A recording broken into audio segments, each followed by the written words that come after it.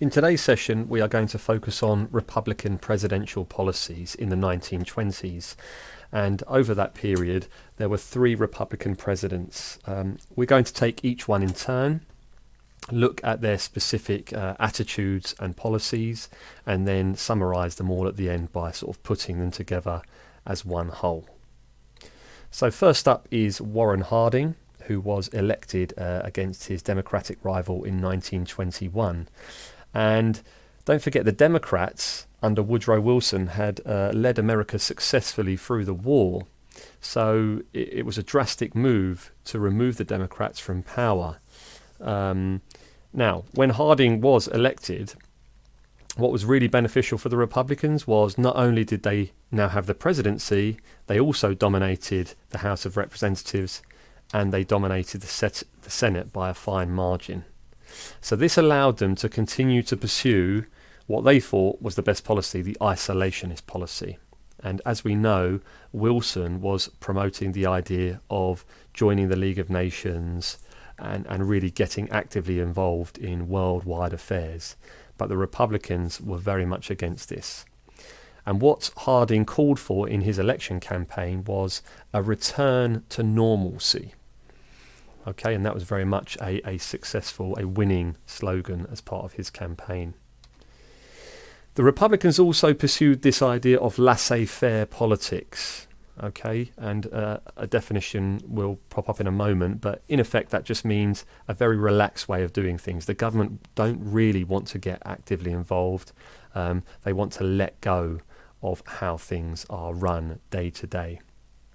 So let's have a little look at a couple of specific policies, and the first one is the Immigration Bill of 1921, and this bill limited immigration to 3% of the population of the respective ethnic groups resident in 1910.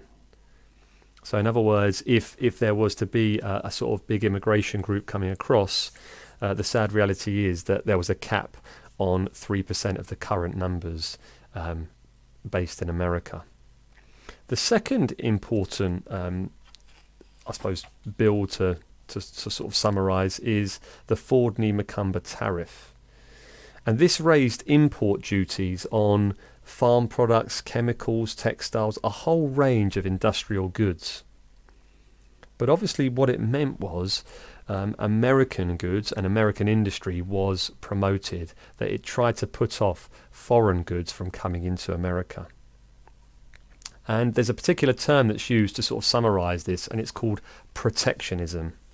And protectionism is the idea of it protecting domestic industries against foreign competition. The second Republican president to consider is Coolidge, Calvin Coolidge.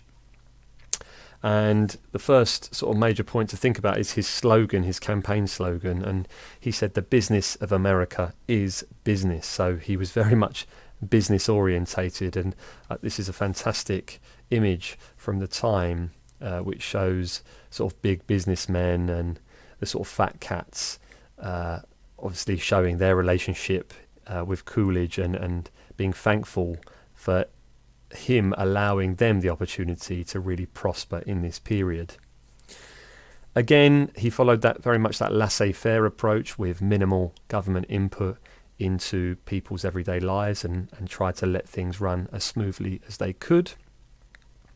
And these were sort of his main policies, I suppose, what he aimed to do. And you can see they're all sort of financial or economic based policies to balance the budget, to reduce the country's debt, to cut taxes and make credit available so people could actually go out and spend on those businesses. And the final thing to sort of mention, I think the most important act was the Revenue Act of 1925. And this reduces the tax burden on people from 40% to 20%. And it also abolished the gift tax and halved estate tax. So in other words, those people that were earning more or had more were now charged less tax. Our final president is Herbert Hoover, who was in power from 1929 to 1933. And he came to power in March 1929, but unfortunately in his first year, the Wall Street crash took place in October 1969, and we'll learn more about that in due course and the drastic consequences of it.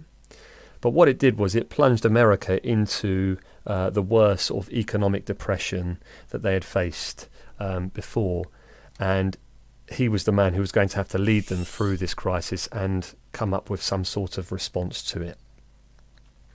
So just to sort of summarise the main policies he introduced in 1929 to deal with the problem of the Wall Street crash, he encouraged voluntary measures to deal with the crisis. So he didn't impose government control initially.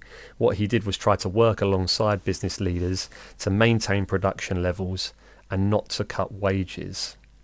So an example would be in November 1929, he persuaded both railroad company directors to continue with railway construction, and city mayors and state governors to increase spending on public works. And this had a short-term impact, but unfortunately it really didn't last very long and was not very successful. So what he then turned to was government intervention. Okay, so he increased sort of central government, federal intervention, and as you've probably seen from most of what we've talked about so far, the Republican policy has very much been a laissez-faire approach. Government have not really been involved. But what you're starting to see with Hoover is, because of the crisis, the Republicans are having to change, and you're seeing a bit more government intervention by late 1929. So what we'll do now is a quick summary of the major Republican policies from the 1920s. And the first one is their attempts to limit immigration through the Immigration Act of 1921.